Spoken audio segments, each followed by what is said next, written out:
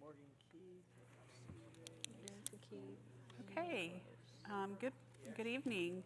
We would, I appreciate you guys showing up for the December 8th board meeting. We will start the meeting out. I tried to get them to do the 12 days of Christmas with me, but they all said no. So we're gonna stand and do the Pledge of Allegiance, please.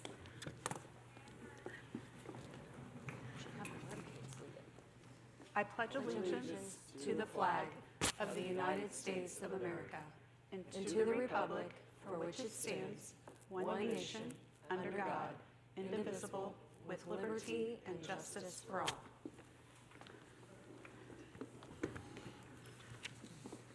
Thank you. Okay, we'd like to call the meeting to order. And as always, we'll start the meeting out with recognition. Good evening, everyone. This is working. Thank you for being here this evening. As President Nelson mentioned, our tradition is to start with our guiding principles. We traditionally start with individual student growth. So hopefully a number of you are here to celebrate with us this evening. We are going to begin with our web spiders. Go ahead and come forward. This is the 9th year for the Webb Elementary students to participate monthly at the Franklin Rotary meetings. 4th graders apply by writing or recording an essay telling why they want to participate. The applicants go through an individual interview process. Students who are motivated to learn about Rotary and how the club impacts the Franklin community are chosen. We also look for students who are helpers, who can confidently join a table of adults for a meal and a conversation, and who we can rely on to show the Webb standards of respect and responsibility. At the meetings, the students participate by asking questions. They make suggestions about fundraisers and compete in one of their favorite meetings, Are You Smarter Than a 4th Grader?, which is coming up. We haven't done that one yet. So with us this evening, please join me in thanking and congratulating Reese Miley. Reese, just step forward.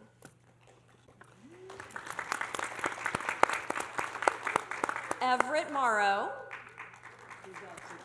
Okay. Malia Keene. Claire Pennick. Mason Vaught. And Tucker Thompson.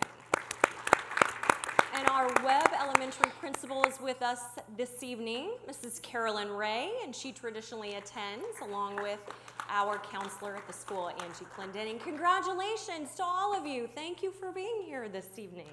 All right, we're going to let you guys talk a little bit about this. We're going to start off with, we'll have Reese to start off. So Reese, talk a little bit about when you go, what do you guys do at the event, and who do you sit with? So we walk in, and I always start thinking about, like, who am I going to sit with, where am I going to sit, and I get my food and stuff, and and either Mrs. Ray or Mrs. Clendenning guides me to where I am seated. So they all have to sit with one of the Rotarians. So they don't get to sit with their buddies. And so you have all these 4th graders talking to a bunch of people my age, and it's a pretty interesting conversation that takes place. So Claire, what's the best thing about going to Rotary?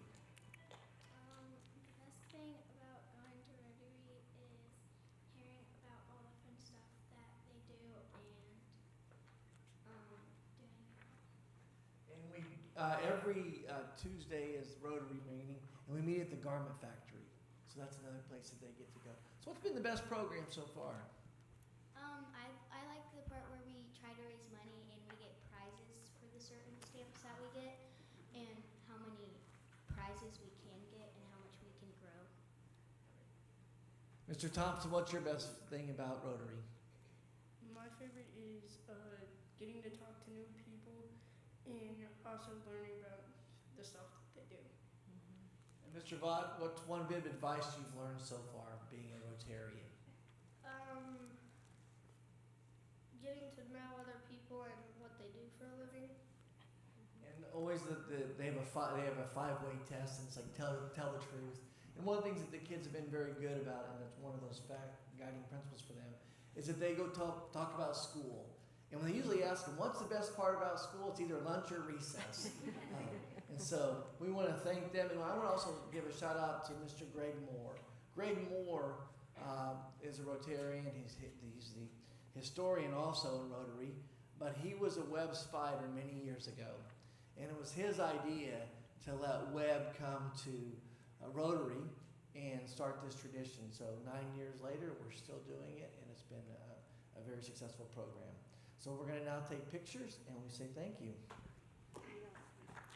Scoot that way. Congratulations.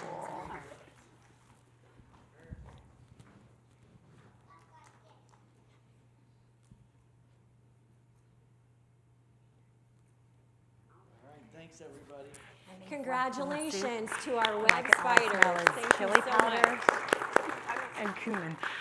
It makes me. I want Our FFA Soils team, as I call your name here in a moment, please go ahead and come forward. Congratulations to our FFA Soils team, the team of Thomas Gross, Chloe Malott, Lauren Sharp, and Amelia Oakes. Placed third out of 54 top teens in the state. Thomas placed fourth individually. Congratulations, Thomas. Chloe placed seventh out of 193 contestants. Their outstanding performance qualified them for the 2026 National Land Judging Contest in Oklahoma City in May. Also the team of Connor Williams, Morgan Keith, Macy Keith, and Emily Gross placed seventh in the highly competitive State Masters Division. Soil evaluation takes skill, memory, and a deep understanding of the land. We are proud of the dedication and hard work these students have shown all season. Congratulations to you and to Coach Giese. I don't know if she's here or not. Please join me in congratulating our students.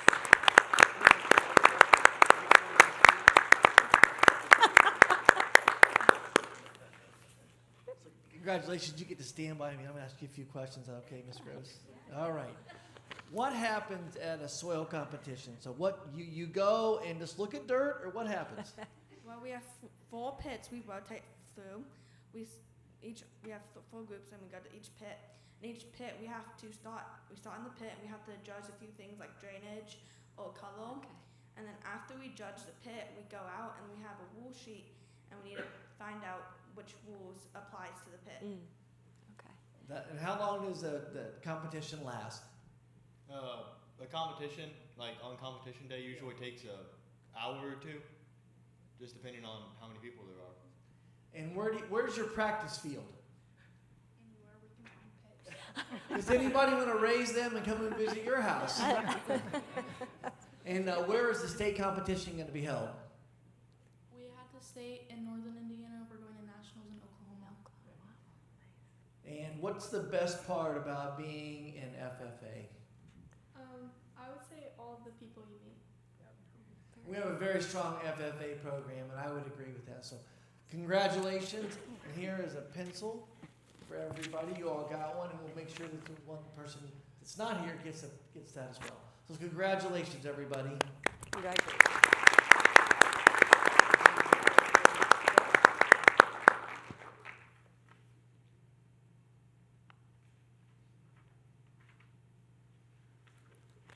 Congratulations, nice job. We have the honor every month of celebrating our Central 9 Students of the Month. And so this month, we want to celebrate December. So would the following students please come forward? Alexis Ruzga in Biomedical Sciences. Congratulations, Alexis. Gannon Karhoff in construction trades.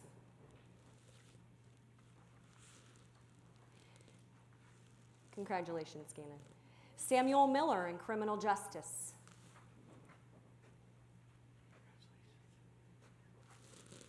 Drew Wallace in diesel services. Congratulations. And James Plahetko in precision machining. Please join me in congratulating our students this month. Congratulations to all of you. Great work. I'm going to pass the mic. If you could talk to us a little bit about your program and also introduce anybody that's with you tonight. Hello, I'm James. Oh, that's really loud. I'm in the machining course, and we just cut metal all day. We make stuff. We have lots of different what's the word? Outlets. Okay. We have lots of different outlets and different jobs. Like machinists, they make not bad money, but you can be an accountant. You can be an engineer. Engineers are a good one to go into, and we make on average about $20 an hour just starting out, so it's good money, I guess. Hi, I'm Lexi. I'm in biomedical sciences. We handle a lot of forensics, and we do false murder scenes. And right now we're working a lot on vital signs and learning how to take vital signs and getting to practice drawing blood. And the next semester we're doing a lot of anatomy, and we get college credits. Hi, I'm Gannon. I'm in construction trades, and I'm pretty much just learning how to do carpentry, building a mini house, all the different career paths you can go in carpentry, and using all the power tools and stuff. Hi, I'm Sam. At the moment, we're learning the death penalty in the state of Indiana, which isn't legal. But what we really do learn is just how the law actually works, all the 10 codes of commandments and the signals. And next semester, we're taking the state test, so we'll be state certified, so we can work at the, I forgot what it's called, dispatch. And then if we take it next year, we'll then be able to become a corrections officer if we wanted to. Hi, I'm Drew. I'm up going to diesel. I've been rebuilding the Dodge. Piston one kind of exploded, so had to tear it all out. Take a bit longer than expected, but it's just now getting back in and getting all together. Very good. Congratulations, everybody. Good work.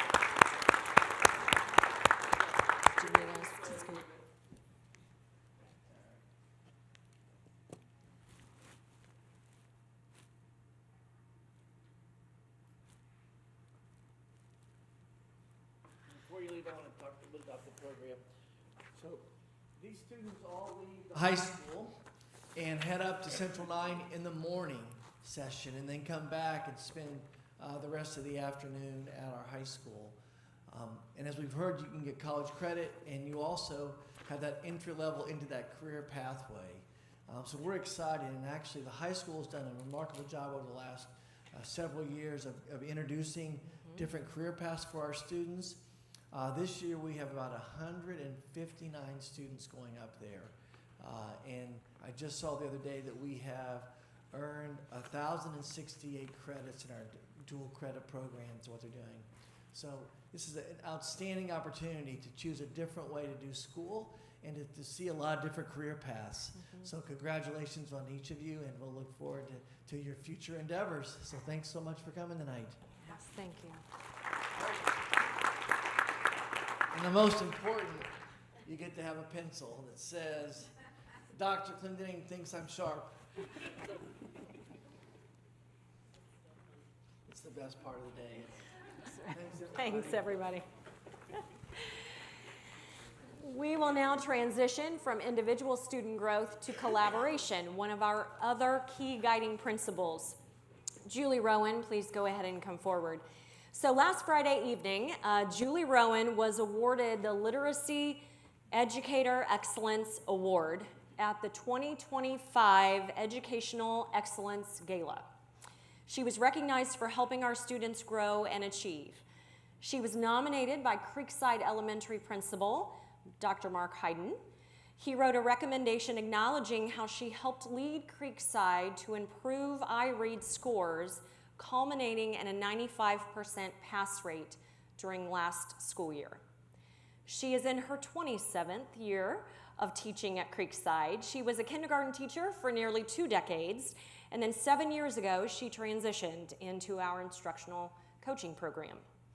After 5 years, she then transitioned from instructional coaching to literacy coaching as part of our partnership with IDOE's Literacy Cadre and Marian University. She is a lifelong learner.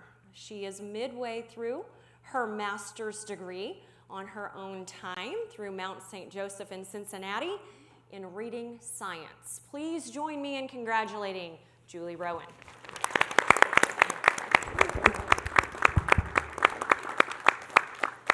Julie is one of 5 at the time and now 4 literacy coaches. Talk to us a little bit about what you do at Creekside to help introduce literacy and make sure that our students are getting their fullest potential attained. Sure. So a lot of what I did at the beginning when we joined the Literacy Cadre was just learning myself and then passing all that knowledge on to teachers. We do a great job at Creekside and a great job at Franklin already, but there was so much to learn in the way of reading research. So a lot of teacher professional development, working with students, working with small groups, working with classrooms every day. A few board meetings ago, we had all the coaches come and give a preview of what we do in literacy for the science of reading. And so she's just another great example of all of our employees. A benefit on Friday night, you'll see that big check. She actually received a $1,500 reward from the state of Indiana to say thank you for all of her hard work and effort. So we want to continue to praise her for that. But the most important reason, and more important than a $1,500 check, is a pencil from Dr. Clendenning. Congratulations. Well done. We value you and appreciate you so much. Oh, whoa, whoa. Sorry, paparazzi you.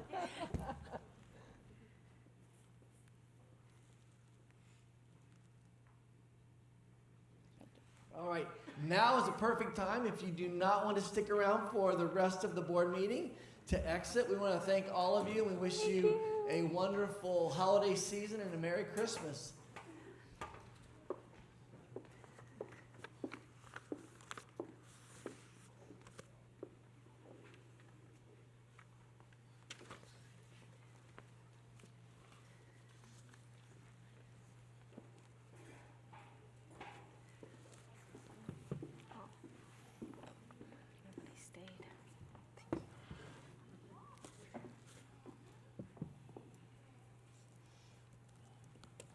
Okay, we will move along to the consent agenda. Were there any public comments? Okay, and anything that you want to discuss or be added? Get our mic set up here. Sorry about that. One of them, just to, you'll notice it on the administrative salary correction. I think we have a few. What we found out when we presented last time, there was part of the collective bargaining agreement that did not get included in their base. So this just accommodates that and allows us to move forward with that correction, but nothing else changed in that. Also, to highlight 4F, the attorney engagement agreement, Mr. Young has agreed to come back and be our attorney again, so that's what you'll see at this board meeting as well. And then annually, you all have to give me an evaluation. You know, we met a few months ago, and this just highlights that the recording of that. We did meet for my annual evaluation, and just need to declare the status of that as we travel forward. One thing, if I could, on 4J on the checklist, you have me listed as one of the attorneys reviewing. While yes, I am an attorney, I didn't review it wearing my attorney hat. So I was Okay. reviewing as part of the legislative committee. Yep. My malpractice insurance would not like it if I was Okay, listed as. we'll your make attorney. that correction. Thank you very much. And then we, for Dr. Clendening's evaluation, we did finish the evaluation and found him highly effective, so. And the last one, you'll note that we had the 4P for the Schmidt letters of agreement.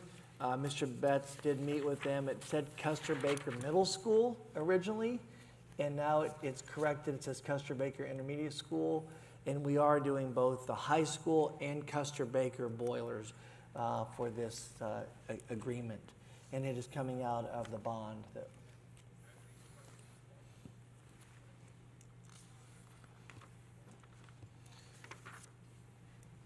No further comments with regards to the consent agenda. Okay, are there any questions about anything? Just need a motion. So moved. All those in favor signal by saying aye.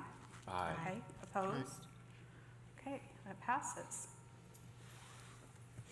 We'll go on to the superintendent reports.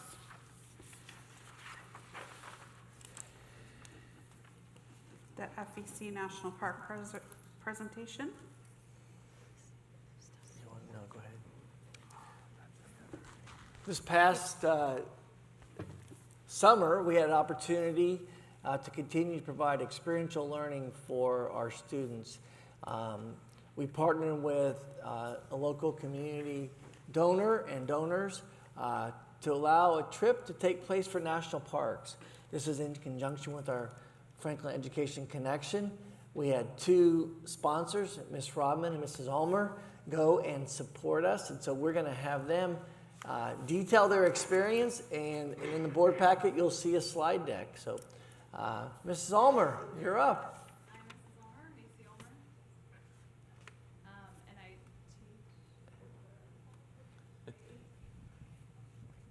Should be on. Try it now.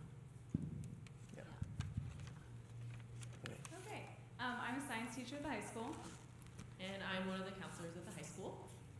Dustin Huddleston, the FEC president, he couldn't be here tonight, but he did want me to share that. He thanked you guys for the support, being able to take these students to Utah this summer. And he wanted to thank our sponsors, David Electric, Dave and Bobby Amen, and Baston Logan Water Services. So I'm going to pass this on to the students and let them share a little bit about their experiences.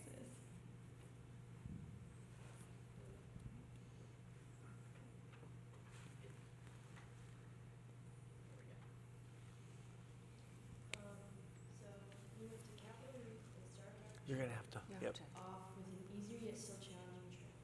After a long day of traveling, all the landscape looked so surreal, and we all took our fair share of photos in front of the gorgeous landscape. After our 4.5 miles out and back, we headed to a little pie shop and enjoyed some homemade pies. The rainy weather began, and we stayed in Sisal for a while and saw some petroglyphs and wild mule deer in the fruit trees.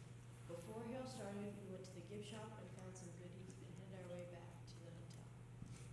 If we could ask all the students and everybody to come to the podium, and that'll help us be able to hear you. And also, please introduce yourself, okay? Okay, thank you. Yep. My name is Holland Beck. I'm a sophomore. We started off day 2 with about a 1 hour and 30-minute van ride from our hotel in Bryce Canyon to Zion National Park. We started off by renting waterproof boots and walking sticks and got right to it. We took a shuttle from inside the park to our trailhead of the Narrows. We walked about an hour, or a mile, not an hour, a mile on land to the actual Narrows where we started the trail hike. It was pretty hard to get used to the flowing water at your feet and the slippery rocks. There were also parts where the water was up to your chest. And so we walked about 4 miles into the Narrows, stopped, took a break, and ate our lunch, and then walked about 4 miles back. And 1 mile back on land to the shuttle the entrance of the park. After we returned our boots and sticks, we took about 30 minutes to look around all the different souvenir shops.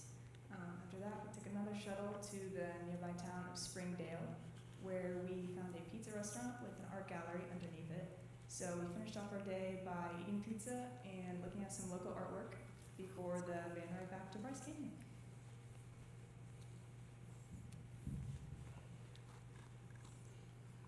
Hi, I'm Maxwell Honeycutt. I'm a sophomore who had their trip paid for through a generous donation. So on the third day, we went to the Glen Canyon National Recreation Area. I'd say it's about 90 to 95 degrees. It was our first truly hot day, and our first destination was the Horseshoe Bend. It took us about half a mile to a mile walk down to the actual Horseshoe Bend Lake overview. And it was truly beautiful. You could see out for miles, and there were a bunch of boats in the water, and they kind of looked like little colorful ants. And there were beautiful scenic places for lots of pictures. And we walked back to our truck and drove over to the Hayne Gardens Trail. We walked, I would say, also about a half mile to a mile there. And it was a beautiful area, beautiful little alcove where you kind of relaxed, ate lunch for about 30 minutes. And one interesting thing about it was it dropped about 15 degrees when we went in there. It was so relaxing. And one other thing that was awesome about that was you could also just see for miles. There was an airport kind of nearby, so you could see planes taking off from there. And then we walked back to our truck and drove into Page, Arizona, where we got refreshments at McDonald's. Hi, my name's David Strait, and once we got to Page, Arizona, we took a shuttle bus off-roading towards Antelope Canyon. And what's really unique about Antelope is that it's more like you're enclosed and caved, and the canyon's always changing because of erosion from rain and sandstorms over time. And then this mile is about 1 to 2 miles on the hike. And then after we got done, we took a shuttle bus back to Page, Arizona, and then drove around 2 hours back to our hotel.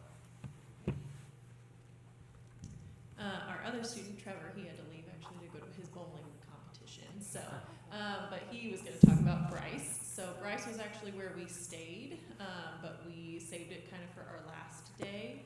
So we got to explore that for a long time. We started out at a point called Sunrise Peak, and we were going to just hike to Sunset Point.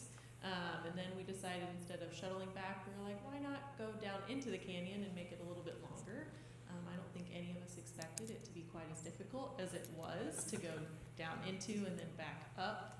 That picture on the bottom right is the switchbacks that we had to climb up that the students, I think, all said was very challenging but rewarding to get all the way up through that. It was definitely our most challenging long hike. We hiked about, I think, 7 miles in different conditions, cold then hot and needing some water. So, but I think all the students really loved it, saw the hoodoos there, and it was just a whole different landscape with the orange hues of everything. So that was the very last day, and they were all exhausted, so that was a very good hike for all of them. At the end of almost every day of hiking, we finished off by playing cards and talking.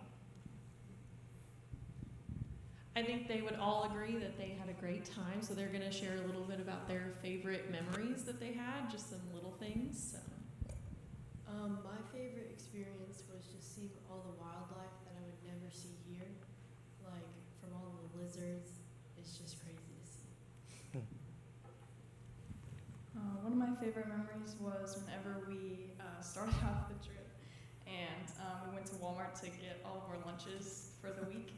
And some of us bought like non-perishable, like chicken in a bag, and tortillas to make tacos. My favorite memory was when we were in Zion in the Narrows. Was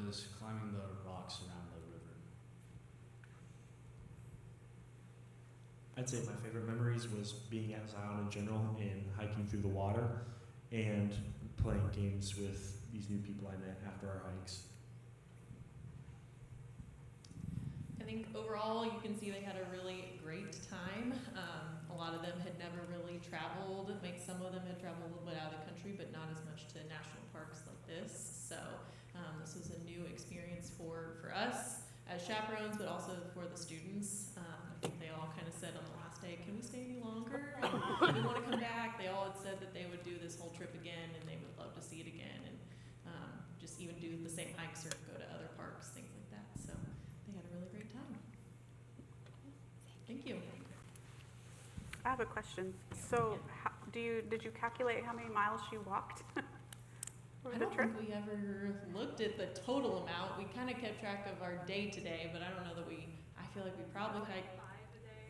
Yeah, probably. I would say upwards of 20 to 30 miles of hiking, probably. Wow. Some of the days were like the Arizona days. I think Max said it was very hot, so we didn't hike as much on that day. But the Narrows was really cool, like very cool temperatures. So we hiked 8 miles, and it didn't really feel like it until the end when we were tired.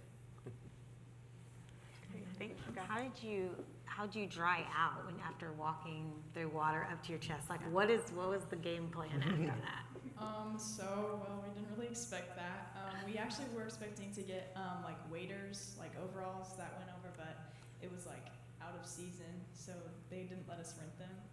So we just went in there kind of blind, and we ended up soaking wet. So we just packed a change of clothes and changed after. Was the deepest part right after you got in the water, when you went to the left side of it? Yep. Yeah. Yep.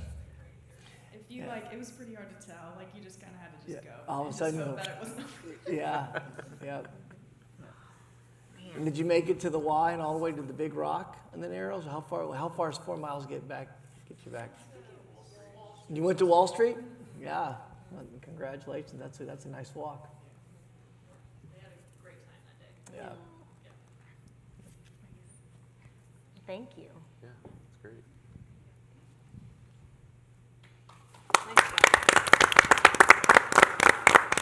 And the idea overall is also to continue this trip and experience national parks across the United States. And once again, we want to thank Mr. Huddleston and the community partners, because it really came from them and a person coming up and saying, we travel outside of the U.S. with our kids, but do we ever travel inside and see some of the natural beauty and the different experiences that we have? So that's what this is about. So I want to thank them for that. It's great, and we'll look forward to doing it again in 26. Thanks, everyone. Great job. Okay, next we'll go to the teacher appreciation grants. Dr. Worland. So Tina was telling me, I now understand how she feels. The students come up and present something really cool, and I'm going to talk about tag. But we're going to talk about tag for a minute. And I've been trying to keep everyone up to date as we've progressed through this process. But we wanted to do something a little bit more public and formal, just so that it was just out there for people to ask questions and know what's going on. So TAG is Teacher Appreciation Grant. State refers to it as TAG, we refer to it as TAG, but we're going to talk about this year's process. But I want to do a bit of a history lesson, because everyone may not know why this feels so hard sometimes, for all of us, I would say, from administrators to teachers. So originally, the Indiana Code 2043-16 was written so that these stipends were given to teachers as a result of their performance evaluation. So if you were effective or highly effective, which are two categories on the teacher evaluation rubric traditionally across the state. Actually, that law also changed last year, but for all intents and purposes, it's ineffective, needs improvement, effective, or highly effective. If you were effective or highly effective, then you were awarded a stipend. There was, in most cases, a minimal difference between that stipend for effective and highly effective. Probably less of a difference than what the state would have preferred, but many districts really tried to make those stipends pretty similar. They probably ranged anywhere, Tina, from $500 to maybe $700 a year on average. And traditionally, almost all of our teachers receive them. And really, that's because many of our teachers, frankly, who are rated ineffective or needs improvement, sometimes self-select out, realizing that maybe their strengths can be used in another profession. So by the time evaluations were completed in May or June and we awarded TAG in December, often your effective and highly effective teachers are the teachers still in your district from that prior year. And it often came in December, so it felt like a bonus for many of our certified staff. That changed. None of that is no longer in the current law, in House Enrolled Act 1001. I do want to thank,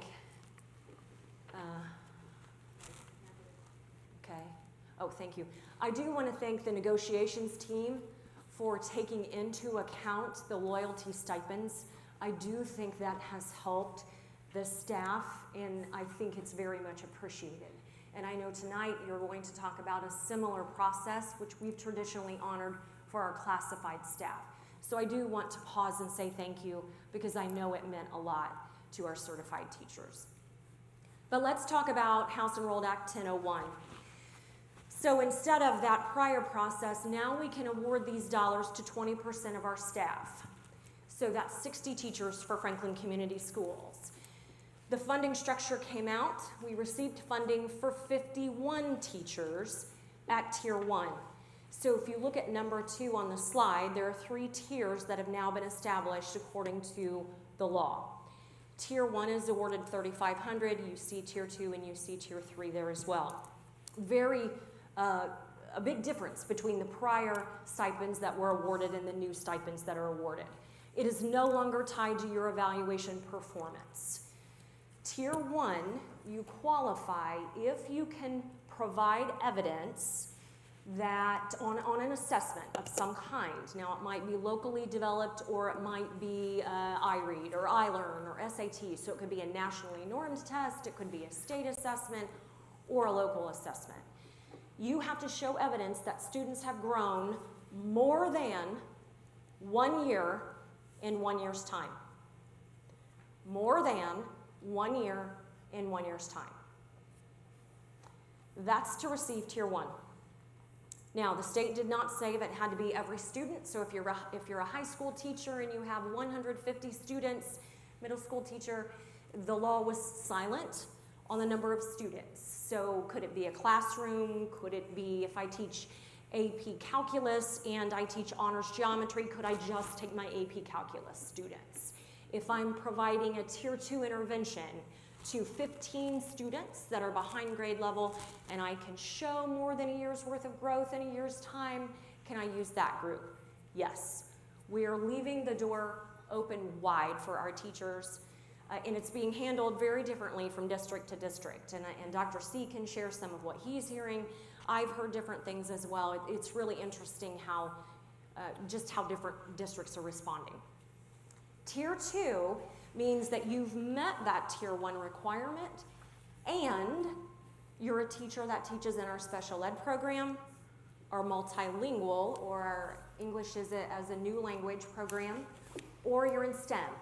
You're teaching science, engineering, technology, or mathematics. Okay, so that's Tier 2.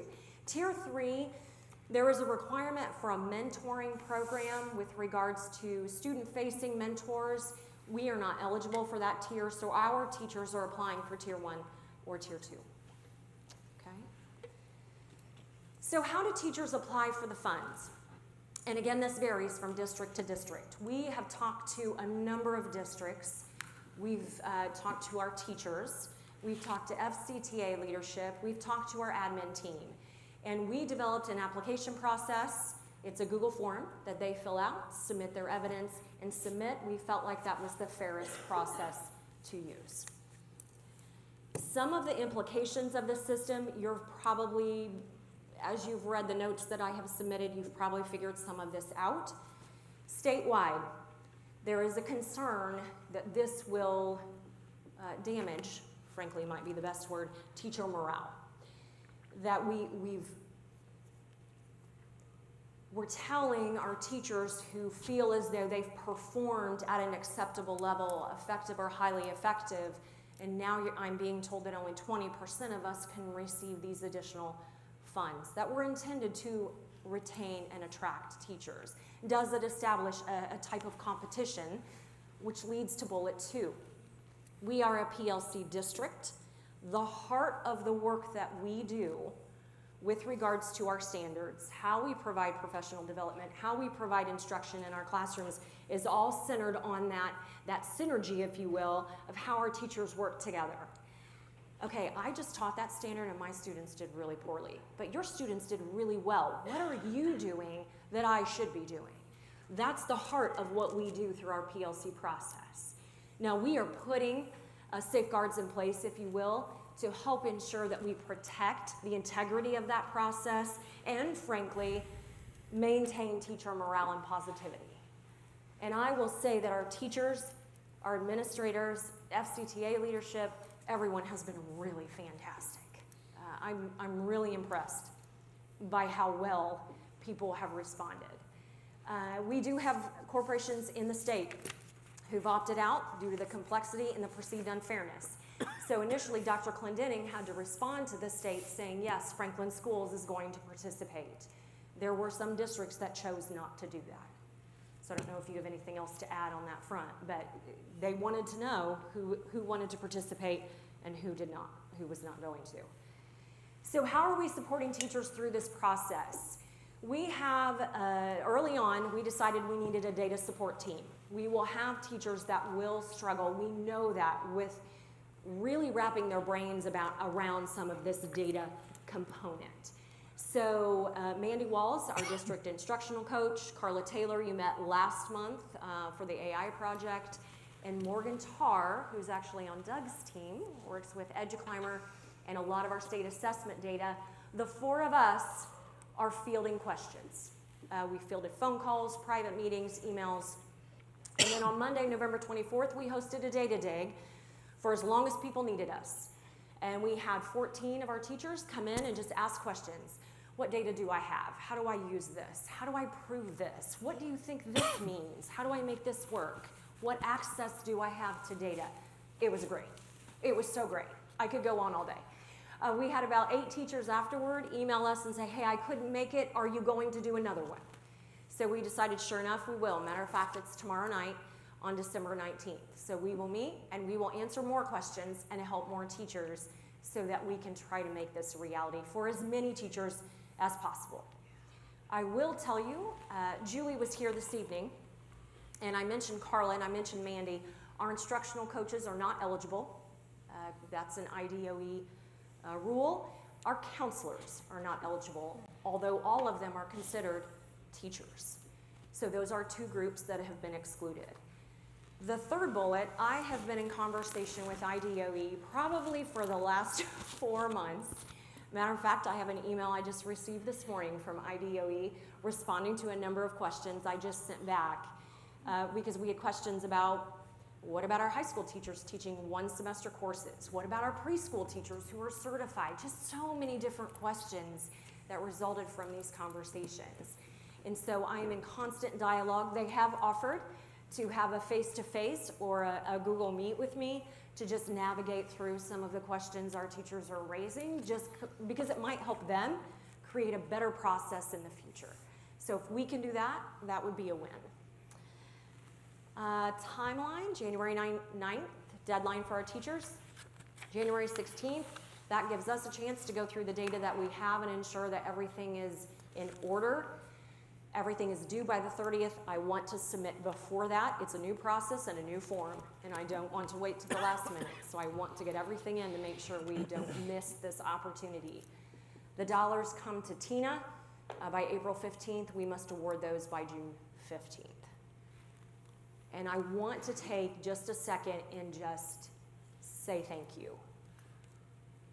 I don't know what other people in the district have heard, but I feel like the information coming to me has been inquisitive, has been positive, has been, we know this is rolling out from the law, and we're doing the best we can to navigate it. So I just want to thank FCTA, our teachers, our administrators, anyone who's invested time, our data team, just energy and thought. People have been very intentional and thoughtful, and I really, really appreciate that.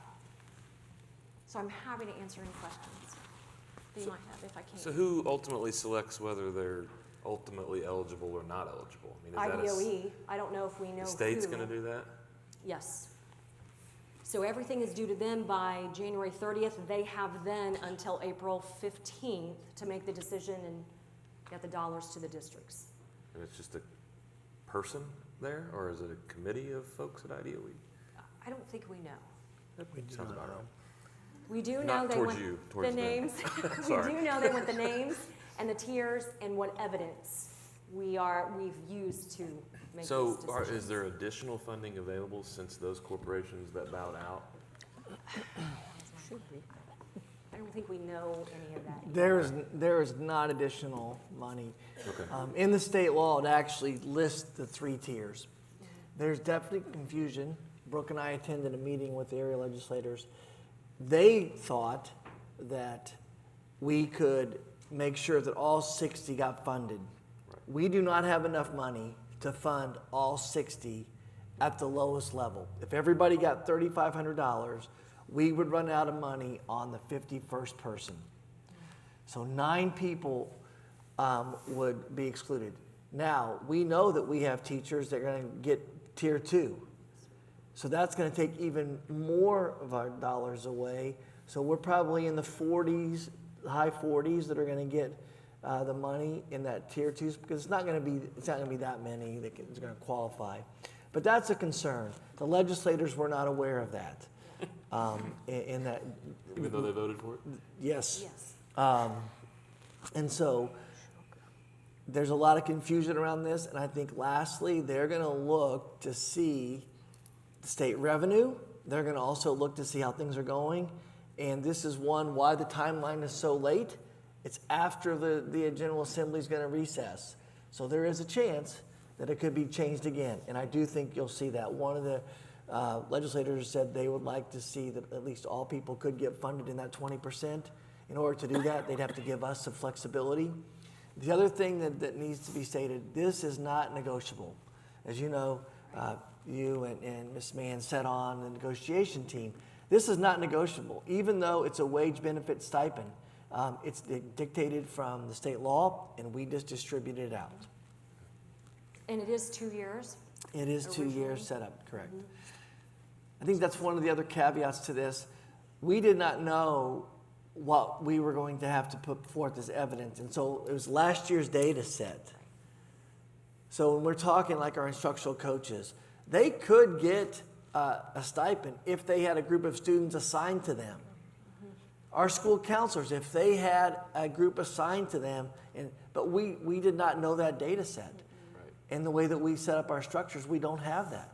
And so we'll be better prepared for next year. Brooke is taking excellent notes. She's doing a phenomenal job steering this entire course for us. So we will have that 20% easily matched next year. But this year is a challenge. And one of the things that I'm trying to advocate for is that we fill all of our slots. Because what I don't want the legislators to say is, well, see, they didn't really apply for it anyway. No, we're going to apply for it. Right. And we're going to let them tell us no. Are there any, I'm sorry. No, go ahead. Are there any eligibility limitations once you've been awarded? Let's say 49 teachers from Franklin get this. Are they then not eligible for so many years, or can you actually? Okay. It's silent. The law is silent on that. Now, I will tell you, it's interesting when you talk to other districts. There are some districts that have decided they're going to take their top 1/3. And the top 1/3 provide us the data, you're getting it this year. The middle third, you provide us, if you have the data, then you get it this year. It's just really interesting. You were speaking with someone, Dr. C, who's only allowing iLearn, iRead, SAT. So basically math and ELA teachers, unless you're in that 4th, 5th, 6th grade and you happen to have a social studies iLearn or a science iLearn that year. So no one else is eligible. So we did not want to do that. Sure. And we do have I know we have a PE teacher that has applied, so we have a diverse mix of content areas, which is really what we wanted. Right. We wanted anyone who had the data that could show us the growth apply. Yeah. Well, because hopefully it'll also show them the difficulties, right, in understanding what you're actually stating someone is eligible, and how you're going to award a winner, if you will. But, That assumes they can understand it. yeah, right. With the year within a year, like how is More that than defined? a year's worth of growth. That is the definition. More than a year's worth of growth within a year's time. Can you give an example? It's Because a challenge. you may have to prove that I can understand this in a year's time. Within a year. I'll be honest with you, when we first met, we had, how many teachers were in the room? Maybe 30, 35 teachers. We met for 2 hours one day and used the thinking hats to process through the steps we were going to take forward. And a number of the teachers in the groups, they were like, I don't understand how any of us are going to meet this. We're getting creative, right? So I met with science teacher, chemistry, Eskew, Matt Eskew the other day, and he had a number of years of AP data. And he was able to show the difference in, was it his average passing rate, or what the state and the national passing rates are, what his passing rate is, and how that has grown more than the state and the national average in a year's time over 4 years of AP exams.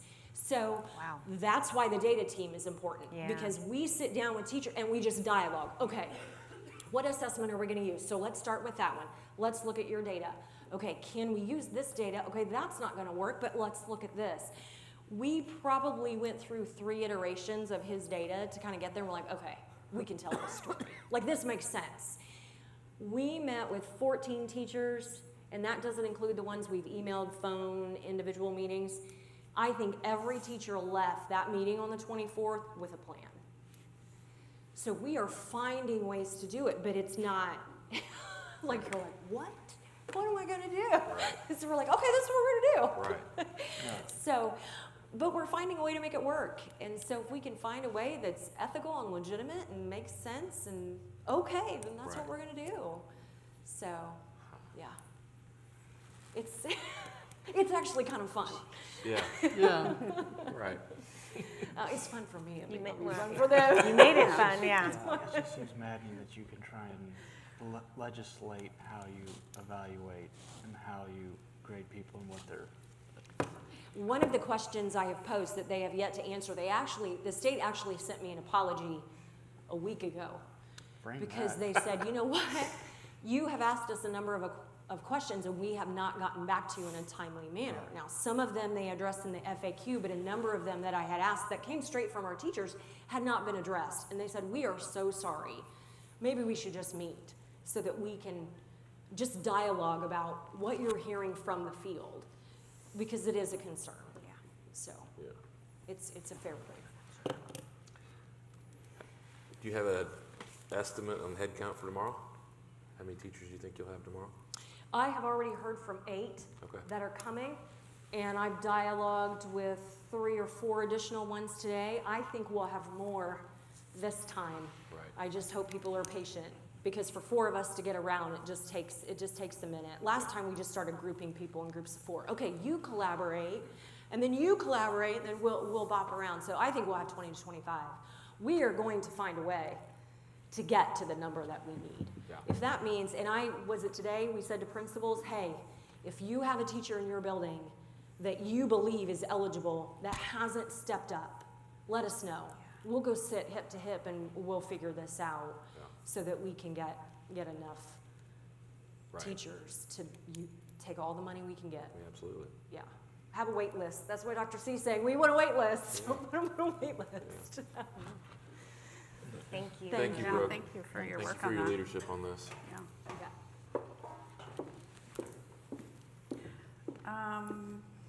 Great job. Goodness, where are we at? Committee updates. Music Council. The Mary Poppins musical was a great success.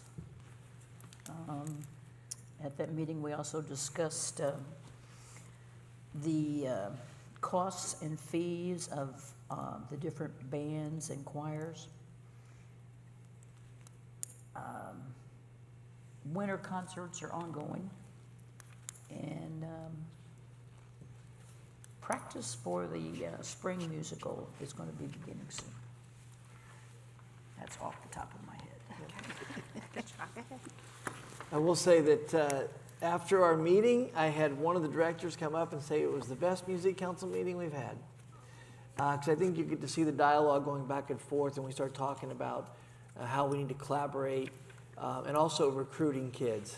That was a big part of the conversation as well, so that highlighted the need for us to make sure we're engaging the grades 5 and 6 in order to get those kids up at the high school. Because like right now, I think they had, 62 kids marching or something like that. It's a pretty small marching band because it's voluntary, but you need a lot more kids, right, to have that sound and different things. So we talked about that. So just wanted to pass that along as well.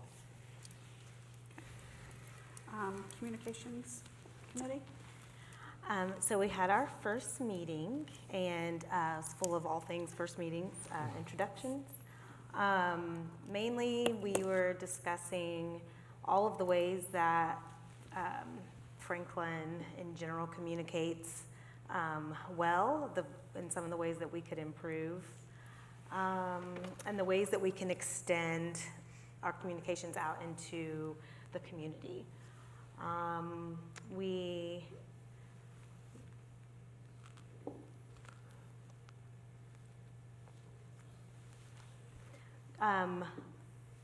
spoke to how all of the different ways that all of the different schools get information out, and how sometimes there's not a central location for all of that information.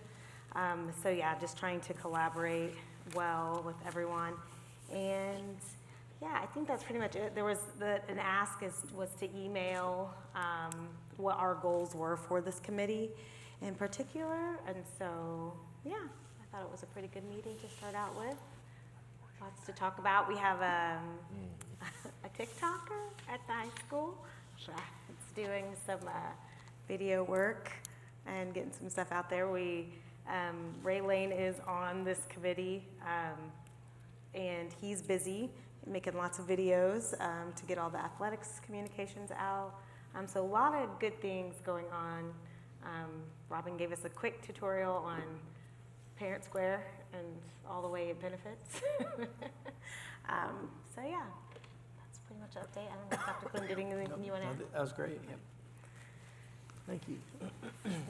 Okay. Our next meeting is Well, next I week. left my paper too. I think it's next Wednesday. Is that right? Tuesday. Next Tuesday. Okay. Tuesday. Yep. Yeah. Okay, thank you. For C9, they recently had an open house on the 4th, and their next one is January 29th from 5:30 to 7. So anybody that's interested in going, you can walk around the campus there and get information about all the different programs that they offer. With the end of the year coming up, many of the students are sitting for their certification exams. They're already enrolling for spring semester, their college credits, and getting ready for final exams. And then C9 also receives the teacher appreciation grant, so they kind of talked with the superintendents, the area superintendents, to try to figure out how they're going to distribute theirs as well. So more on that, I guess. That's all I have for them. So we will move on to action items. Any public comments? Okay. And so we will go to year-end transfers. Tina. Yes. So this is a resolution that I bring to the board every December.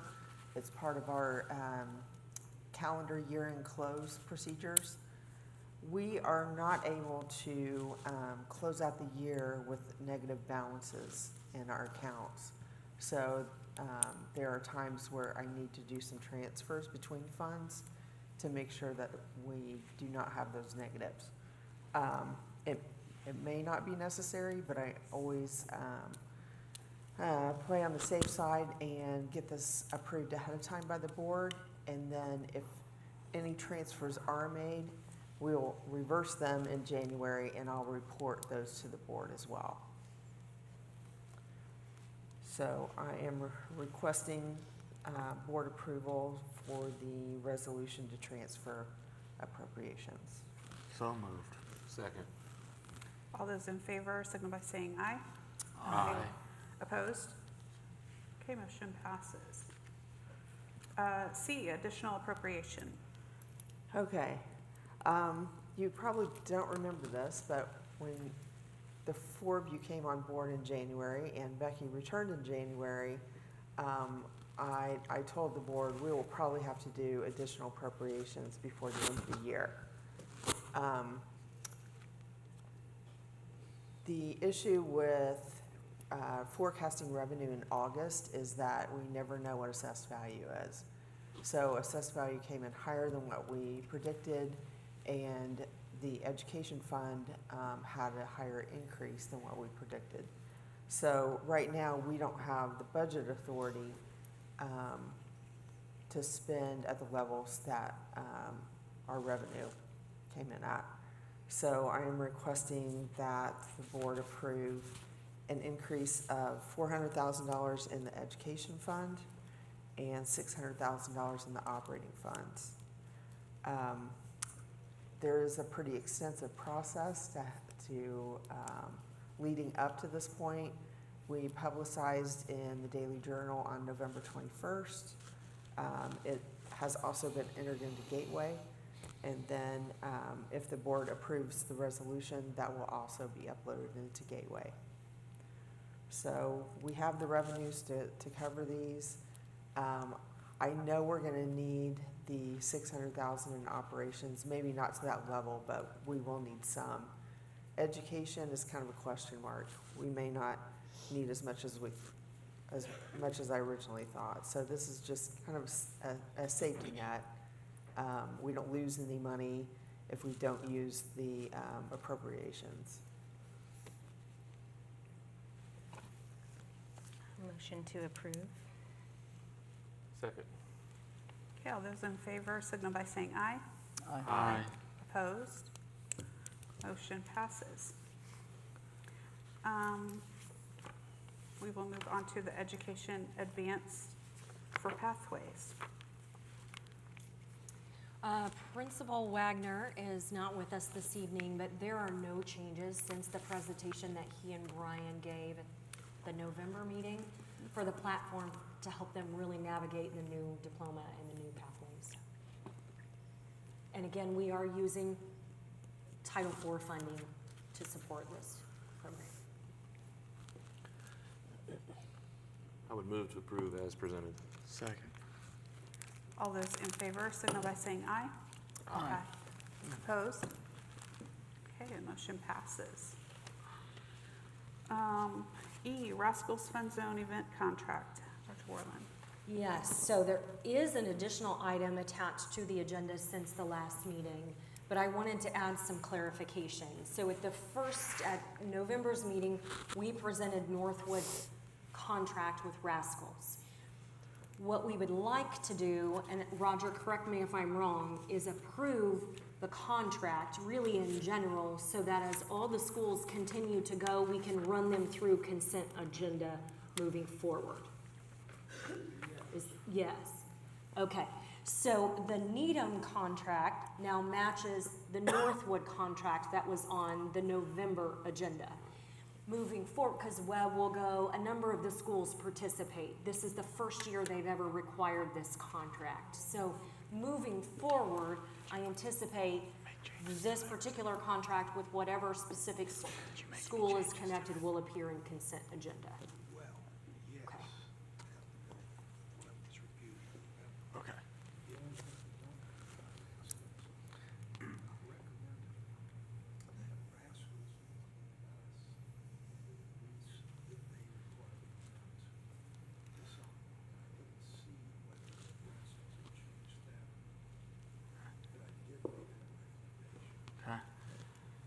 Was there a question? Well, go right ahead. Roger, could you put your mic on? It's right in front of you. Thank you.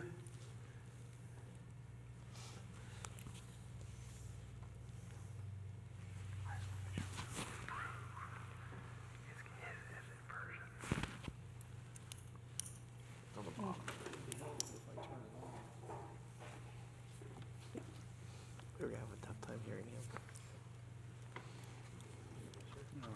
Thank you. Thank you.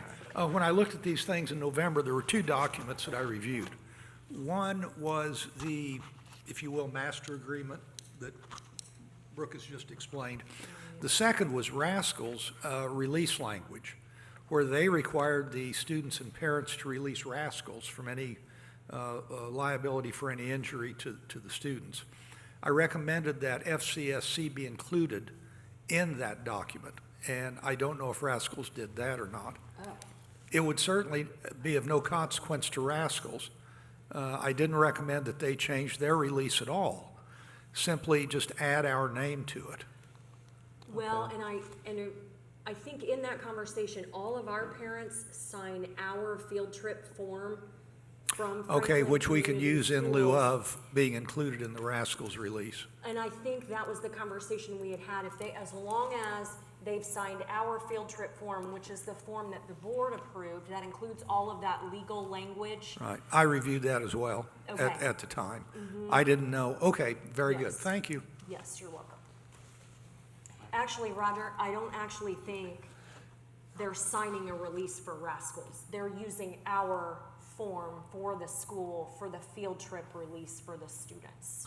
Okay, but I do think Rascals is gonna want them to sign their own release. Well, But you that's would- up to Rascals. You would think. Yeah. We've just never done it. But again, this MOU process is new too, so maybe that will be a new component for them.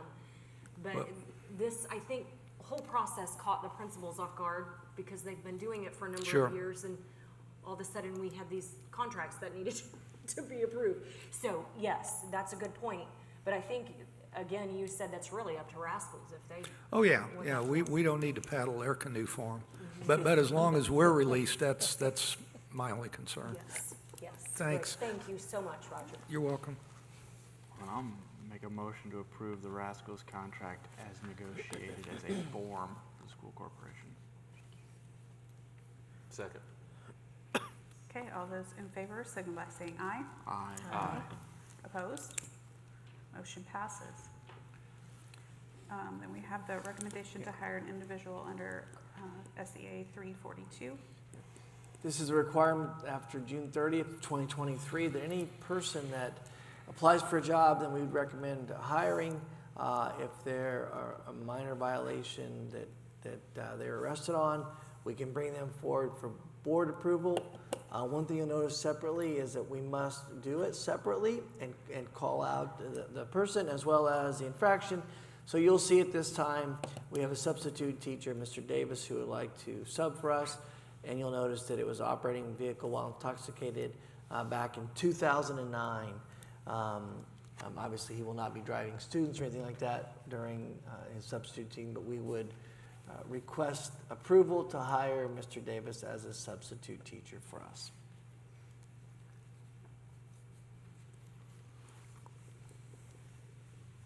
Any questions?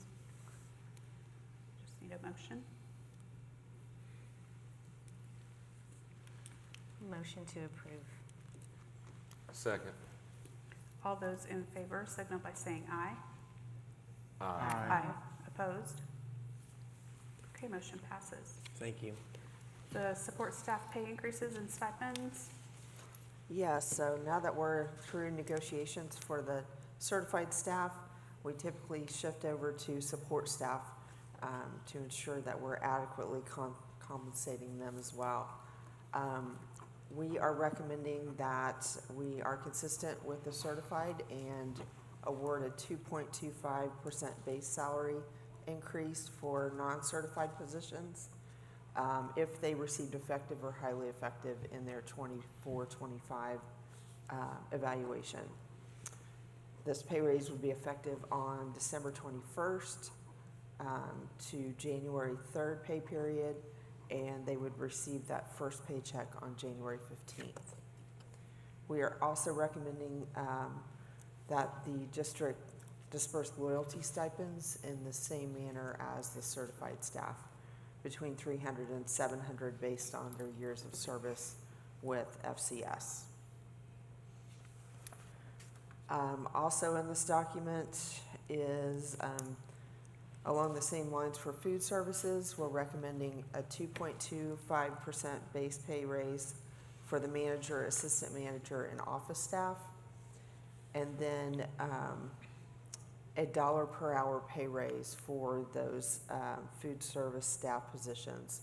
Most of those are part-time, and this is the only group that's still at the $14 per hour starting point. So that'll raise them to $15. That matches all of our other supporting roles.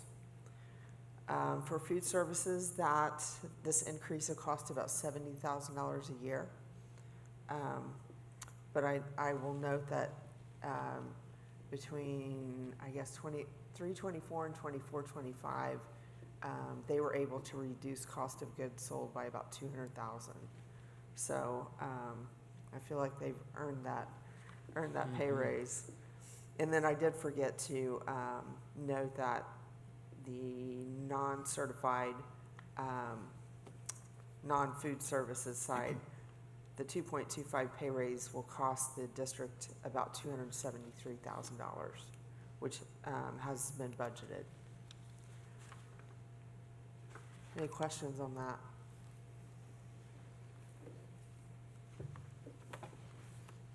Would move to approve.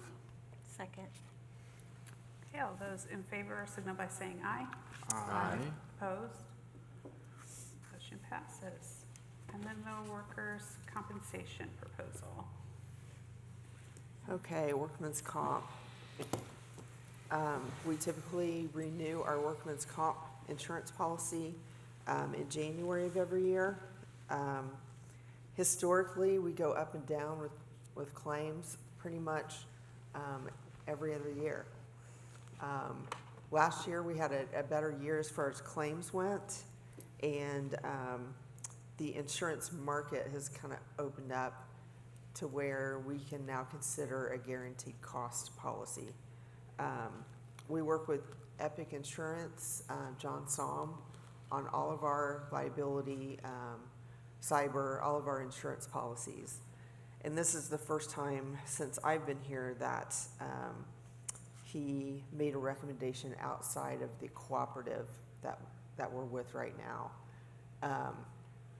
Right now we're with a cooperative with, I think, about 14 other school districts.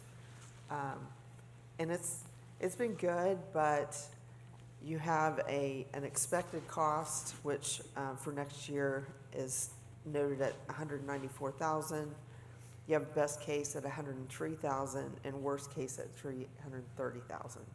So that's a pretty big range and a pretty big risk if we have that many claims. And honestly, I've not budgeted $330,000 in this line item. So I'm recommending that we go with the guaranteed cost policy of $199,867. We know that will be at the highest cost that we have, and I've budgeted that much, so we should be good there.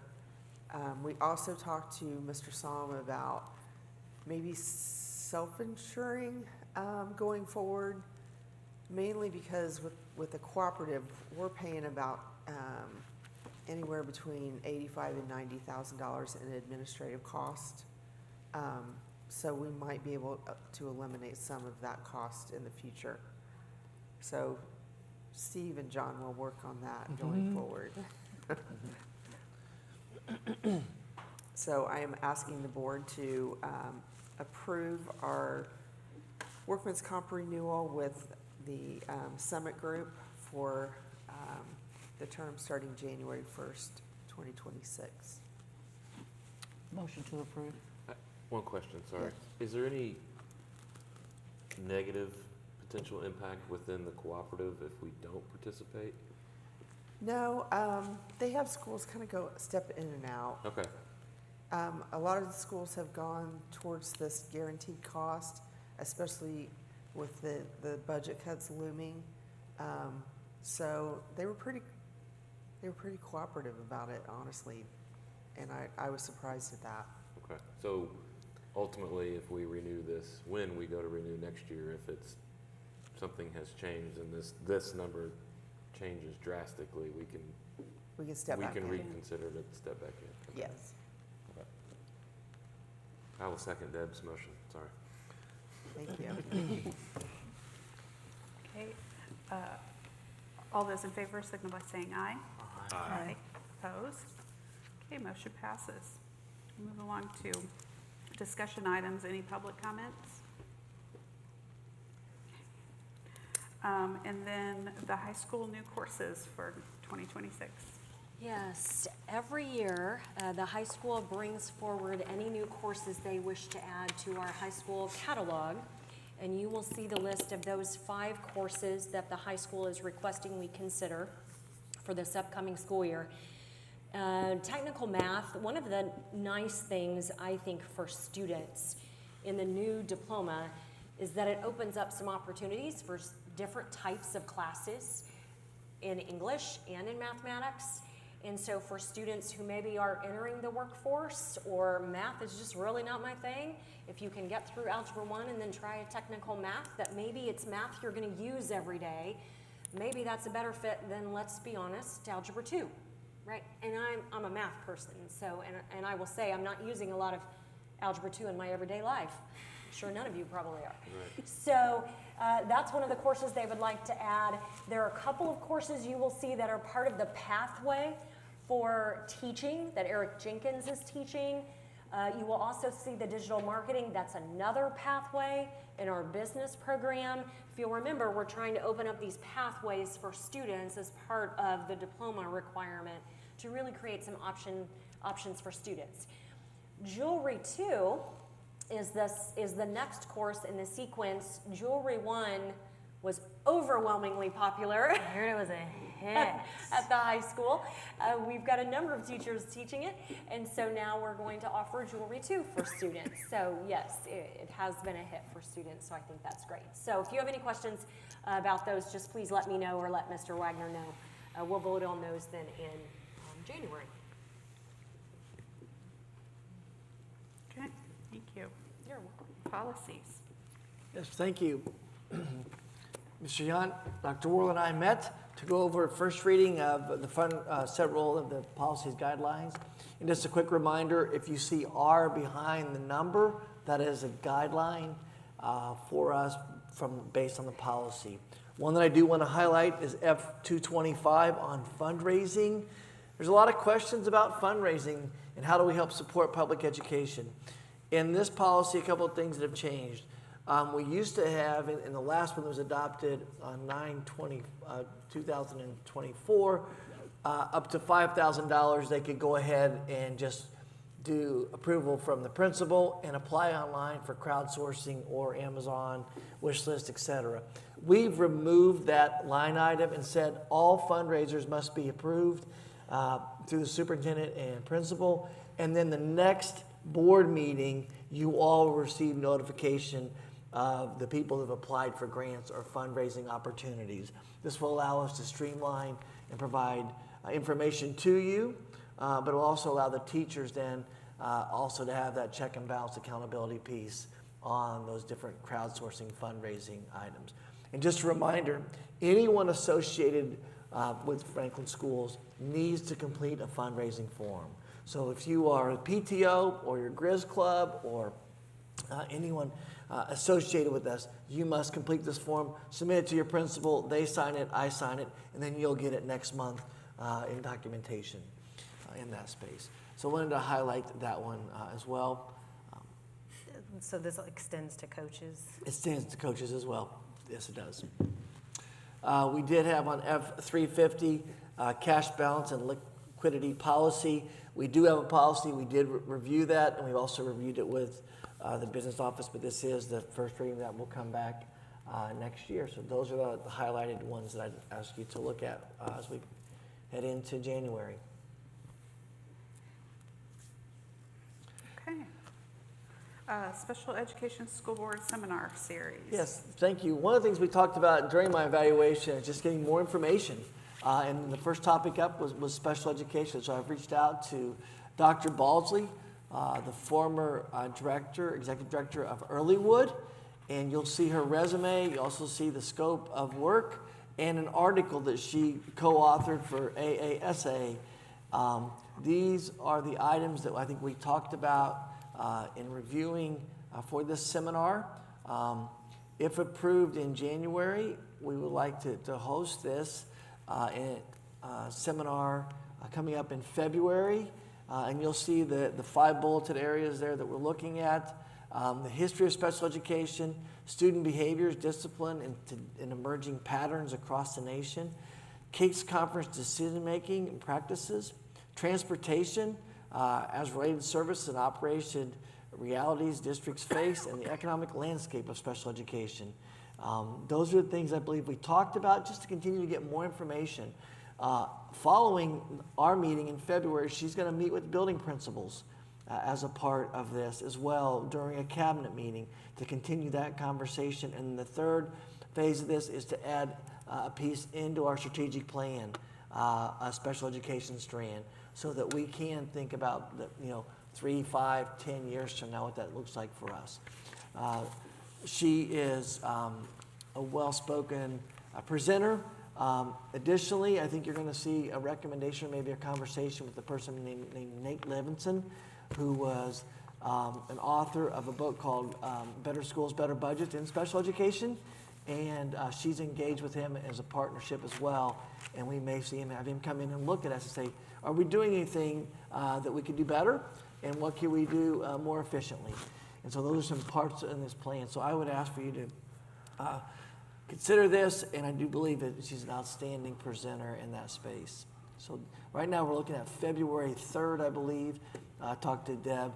She's out in the latter part of January, so it allows us to then have it when we come back in February is what we're looking at in that space. That's a Tuesday, and we'll just be on our campus for that.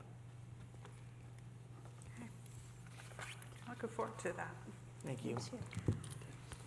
Okay, the Franklin Cub Academy rates.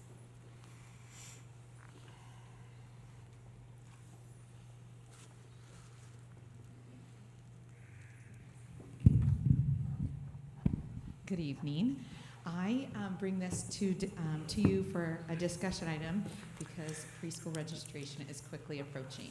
So I want to give a little bit of history and then answer any questions that you might have with the proposal, and then come back so I'll have everything ready to roll out for registration communication in a timely manner, hopefully next month then.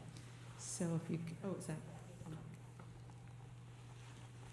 Just a little history of Cub Academy. We opened in 2015 after a year of planning with Mr. Mercer and a committee. And in 2015, we opened. And at that time, we did a Johnson County comparison, and I'll show you one of those on one of these screens in just a minute. But $150 was that weekly fee at that time. That included daycare, before and after school care, and snacks. Mrs. Mann was with us at that time, very early on. And then we were able to go for a long period of time until 2020, and we raised it to $165 for a weekly fee. Came back in 2023 until present, and the weekly fee is $195. Again, that includes before and after school care for our 3s, 4s, and 5s, along with snack. So a few reasons that we need to revisit the weekly fee. You just heard earlier that we love to recruit and retain highly qualified people. That's what makes our culture and our committee and that trust that those parents are dropping off their little babies to the same face and not a different face every day. Until we got that last bump last year, I did have a lot of turnover. Certain, like the afternoon assistant more than the morning assistant, just kind of depended on that. But I have had such great retention this year, and when we were able to be comparable to other facilities around us, because we're competing against those facilities for early child care endorsement adults. And then snacks and consumable supplies, they're rising. The cost is rising on all that all the time. And so, as you know, preschool goes through a lot of different things and consumable supplies. The fees include morning and afternoon daycare, and I'll break it down, the different options that we have, but for a full day, the morning and afternoon daycare is included in that weekly fee, so we're not doing like an a la carte, like that you have this, and this, and working out different fees for different people. Then the preschool instruction, morning and afternoon snacks, the consumable supplies, and the staffing. So that's what encompasses our weekly fee. And then I did another comparison. I've done this every time. Sometimes I have to act like I'm a parent trying to enroll my students. Sometimes it's online. You have to do a little digging. So I've done this every time I've brought it to the board, just so you can see the wide range in Johnson County alone. There's a lot of variables there that you don't see. If I haven't put an asterisk beside it, it's comparable to our daycare times. Comparable to what we provide, and or some of those, half of those are comparable to our staffing expectations for our lead teachers to have an associate's or bachelor's degree. Other ones, there's a lot of variables. So if you have specific questions, let me know. A couple of the ones with the timing, for example, St. Rose doesn't provide a daycare option. So they're probably getting a high school babysitter or teaming with one of the daycare providers in the community. That's just what works for them. Nothing wrong or right about it, but you can kind of see those different prices reflect that as well. Some of those do provide discounts, so do we, and we'll talk about that on the next slide. So I know like Kid City does a multi-child discount, so one of theirs is $188 if you have multiple children. So there's some different variables in there that, of course, I'm just giving you the raw numbers there. So after crunching some numbers with Ms. Joe and looking at the comparable cost, also keeping in mind, I don't want to come to you every single year and raise fees. This is the proposal. Again, we can talk about this some more. And if you have questions how I've been able to, how I broke down the different fees, we can go into that too. So full days for the school year with the before and after school care, I'm proposing a $240 weekly fee.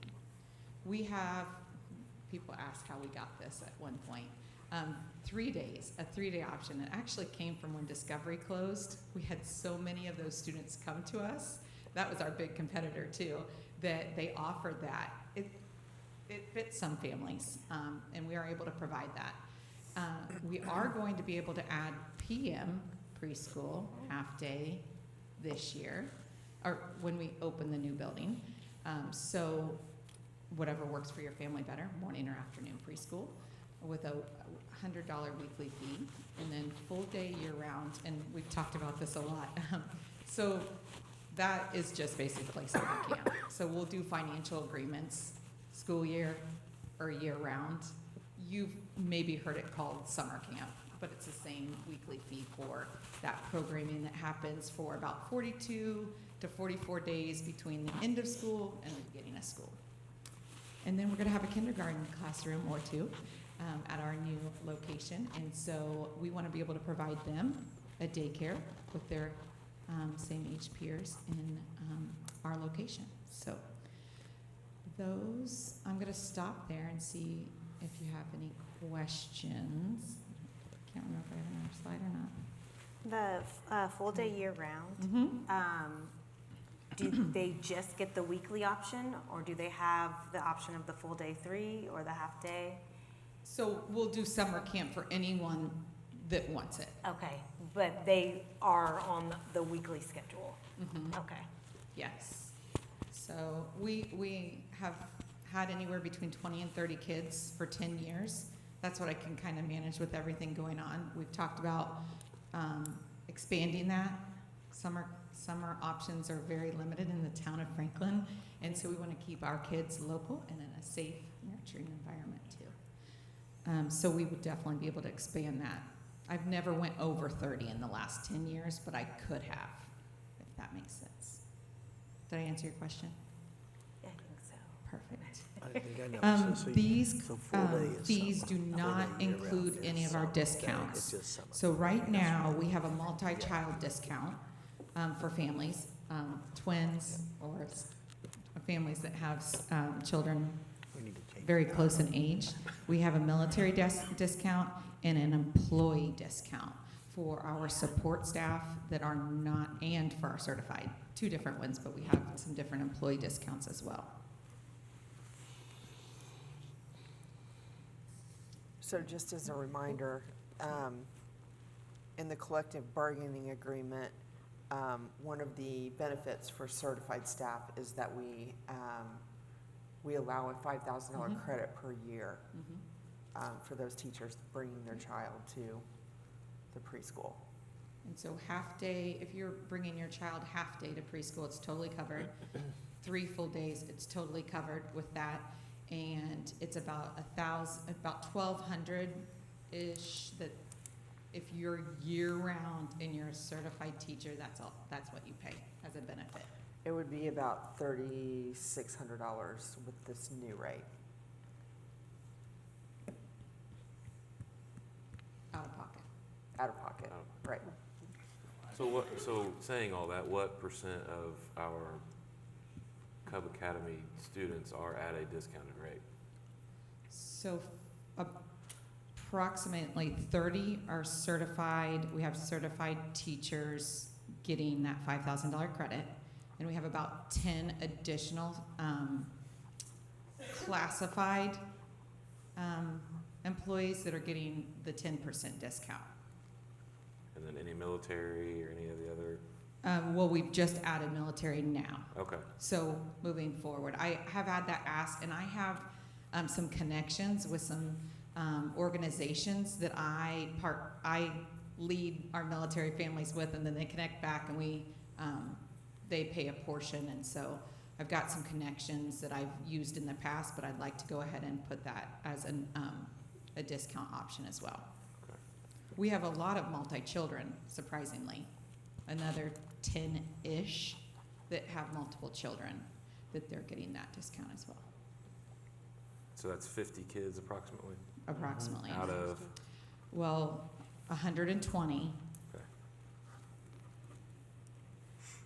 30 of those kids next year will most likely be a community placement student, so a student that needs to be in their least restricted environment in a more of a typical preschool transitioning into a kindergarten classroom. So those students are funded through their IEP.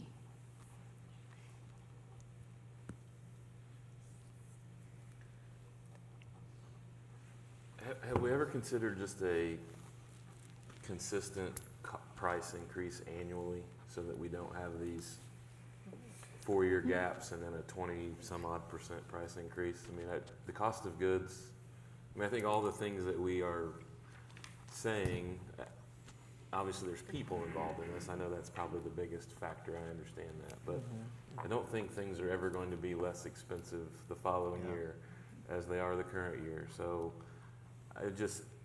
my first gut reaction is it's steep, but I understand it. But I always wonder, are you better off to just establish a 3 to 5? I mean, I think that's kind of what we can say that CPI is, right? Within reason. So do we just do that and not have these years where all of a sudden you have a 23% price increase? Is that, No. have we ever considered that? Because I think it's just. That's never been brought up, Yeah. and no, I've never crunched it like that. It's almost sometimes we're reactive when dominoes Sure. kind of happen. Yeah. I think one And of the things we tried to do is allow parents to budget so they would know that we were going to be consistent Yeah. over time, as opposed to then continue to increase with that.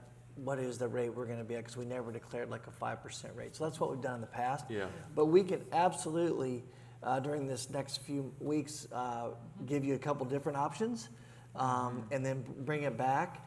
And we'll obviously publicize it so the community knows in that conversation as well. and look at that, so. Well, if nothing else, I'm just curious, No, is it feasible Yep. to do? Yep. Because at this number, right, we're really not gonna capture 240 from from basically half Half. of them. Yeah. So then really what is the true Yep. cost? Yep. And then understanding what that impact is if we, what if we implement half of it or something Okay. this next year, and then I'll be completely Yep. transparent. I think the optics are a little wonky right now, right? I mean, Yep. we're building a really expensive not really expensive. We're building a really high quality building. Yeah. But I just think it also kind of sends a mixed message that now we're putting some of that burden back on the parents to help us pay for it, understanding that we're not. But Yep. a 20-some% price increase at the same year that you open your new facility looks a little weird to me. But Well, definitely staffing increase, but we can definitely and I think look at that's that. fine as No, long as that's yep, what we're saying. yep. I mean, we just need to be Yep. very transparent on what that cost structure is and why, and not just. Absolutely. Why don't we do this? We'll come back with a couple more options for you. One of them will also be to freeze for an extended period of time, 2 to 3 years, a rate. Right. And that That's way, important. they will know. They know, right? So why don't we do that? I think looking at the timeline that Mrs. Smith has shared with us, that's really kind of what we're trying to get the parents with registration coming towards the end of January. And so that's what we're trying to accommodate in that space. So we'll come back with a couple different options in January and then go from there. How does that sound? Yeah, I think it's fine. Like I said, I don't want to derail progress by any means. I just No, want no, to absolutely. make sure we're Yep. fully Yep. understanding what the options really are. and Yep. Helps me also understand, like, what are we truly capturing from a revenue Yep. perspective when 50 of the 120 are at a discounted Yep. rate? Okay. You know, Yeah, I mean- understanding what that really looks like from an Okay. impact. Having that information in there, Okay. yeah, of the discounted and how many are full pay and so forth. Very good. We'll do that and bring it back. All right. Katie, how many new staff members are you foreseeing, to be hired with the new building? So many of them will be position changes. Right. So currently with us. For the daycare preschool option, we will post for one new lead teacher and a morning and afternoon assistant. So one more in addition to the 6 we have that opening that first year. That opens up a lot of spots because it'll be an AM in the morning and right now, we're not maximizing all our spaces just because we do have the 3.5. So I can do that and still make ratio in the new building and be more efficient, pairing that new room with an AM and a PM. Does that make sense? Because right now, it works out because it helps with the ratio, because you have to stay in ratio. In the afternoon gets a little, it's very important to stay within ratio. So it works out now, but it's gonna be so much more efficient with ratio and all those dynamics when we're all together. Because if I'm not making ratio, you better believe I'm running across town to make ratio, because I want it to be a safe and nurturing environment, so. Or I have amazing staff that chip in and divide and conquer. So, to finish your, one new classroom will be posted as a new and 2 assistants. The rest, majority, are all position changes. So all the developmental preschool certified teachers and assistants, all the Cub Academy teachers, lead teachers and assistants. I do believe we'll be able to retain them all and bring them all with us. I've kind of been talking in our meetings. I've been stacking meetings along the way. There'll be a new hire for custodian, morning, afternoon, some office staff, and food services.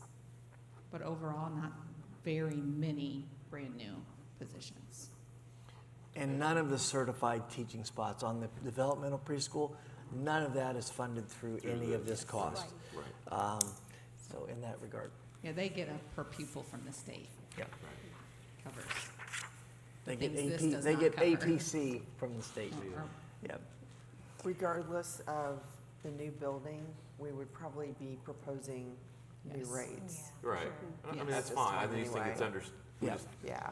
transparency behind that No, is critical, absolutely. right? Because it's perception, unfortunately, is more Right, of the sure. reality than the facts at times. So And people drive in and see the No, lovely new facility, and then Yeah. also then realize that they got a 23% price increase to attend it. Their perception will be that we are making that back via them. I understand that. Yep. By chance, is it all new students coming in? I'm just Excuse me? kidding. I said, by chance, is it all new students coming in next year? We'll try to recruit some. Yeah. Yeah. Well, I think, Katie, you mentioned it, but I think also that summer expanding that opportunity will also hopefully be very impactful to the bottom line of Cub Academy as a whole. Well, the Because I think, I facility- mean, we all know, right? I mean, Kickapoo, for Fills up in example, I what? think fills up in the first 25 20 minutes. seconds. 5 minutes, Yeah, yes. whatever it is, yeah. With the lottery, So I yes. think there's opportunity, obviously, to, Yes. to drive some, And we can some expand healthy all the way revenue to- and other opportunities. At first, they were very hesitant doing kindergarten at Kickapoo. They do a few kindergartners now, but because we'll be a kindergarten building, preschool to kindergarten building, we have it's an amazing facility for stuff in the summer, between the playground and the transition between the great room and the everything it'll be a great facility for it. Right, absolutely. One of the things that we did talk about was a year from now, once we have 4 months of running the facility, coming back and looking at summer of '27, and what can we really provide? Because this year in '26, we'll still have a few kids that need them, that Katie will help transition and think about that summer programming. But really in December, January, we'll look at what can we really do in our new building. And I think we can have many more students and many more educational opportunities along the way. That will be a cost that we're not seeing today. Right. Okay, so. Lots of experiences coming your way. Yep. Thank you, Mrs. Smith.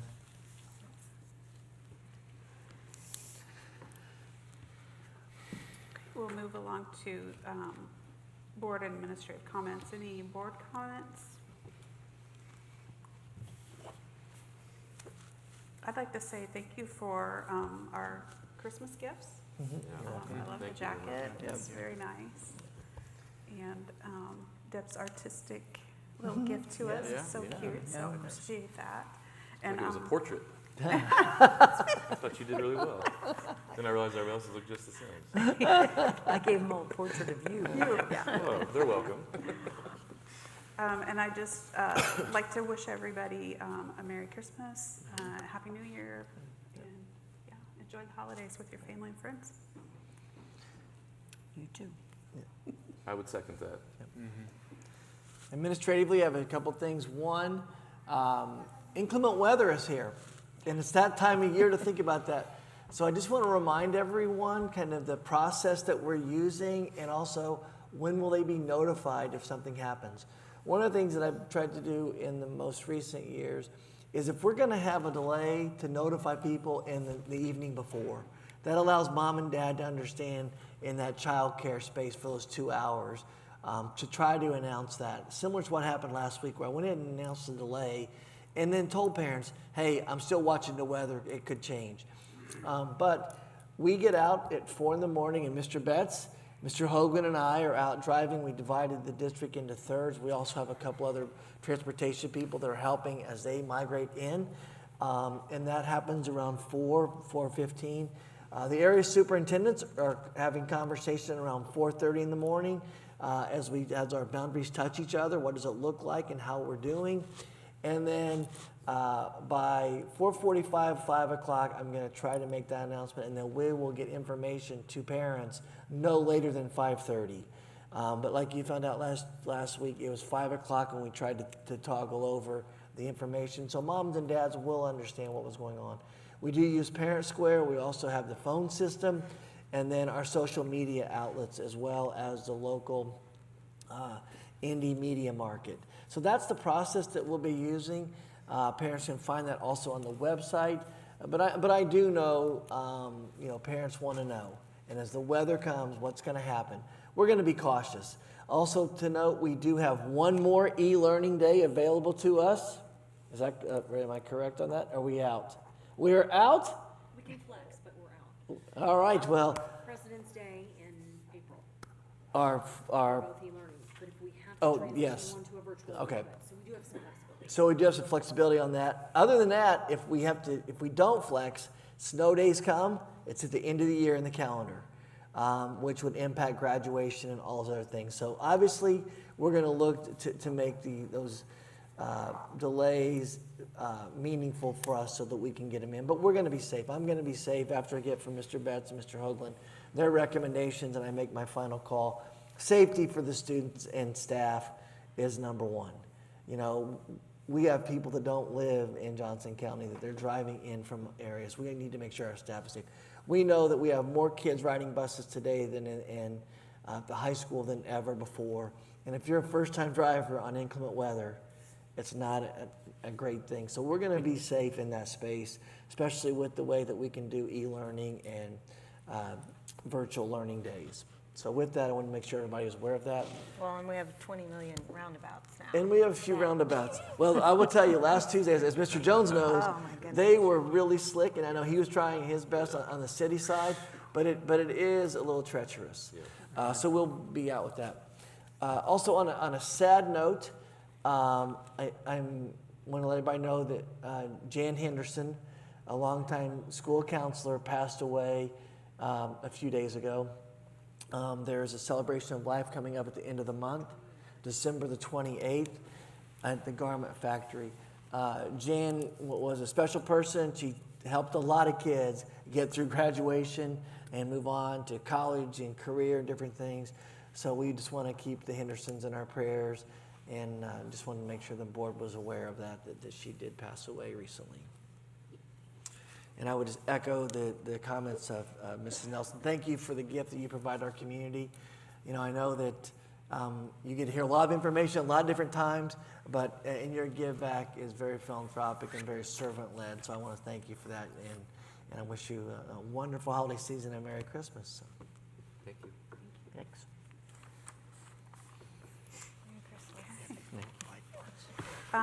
Calendar of events.